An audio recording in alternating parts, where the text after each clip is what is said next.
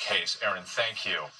Now to the exploding wildfire in Malibu, California. The Franklin fire roaring to life less than 24 hours ago, fueled by Santa Ana winds gusting over 70 miles per hour.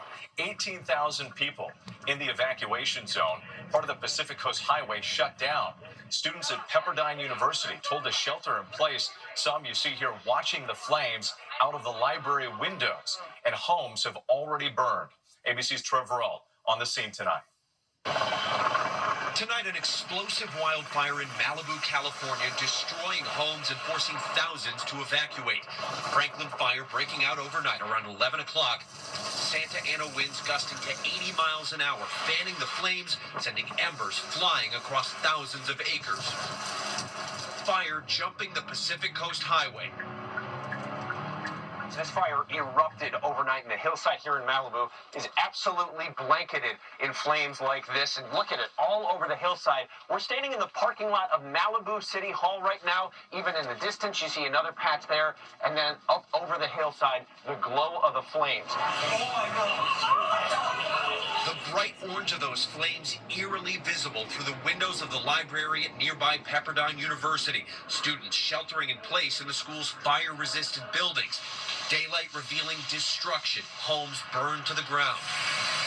Alec Gellis used a high-powered hose pumping water from backyard pools to try to save his neighborhood. There was so much fire in here. It was insane. He says he was able to save at least 5 of his neighbors' homes. And we can still see these flames burning behind me. They are in no way out of the woods here. The humidity will remain low with more gusting wind, and red flag warnings are still in effect for most of Southern California.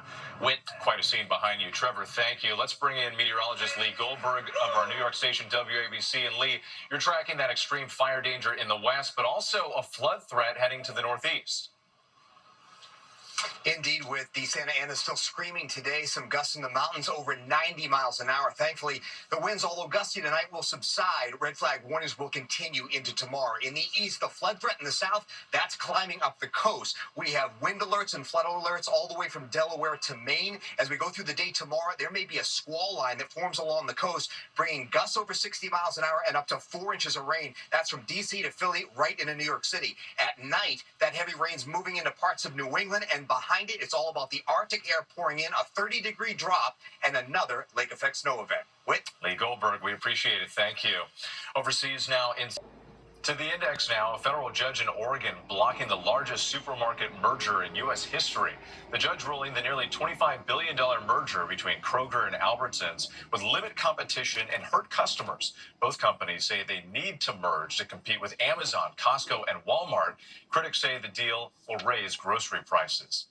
And a passing to note tonight, renowned poet, author, and activist Nikki Giovanni has died from complications of lung cancer. A leader of the Black arts movement, she wrote more than 24 books. Her first collection of poetry, Black Feeling, Black Talk, was published in 1968. Nikki Giovanni was 81 years old. When we come back,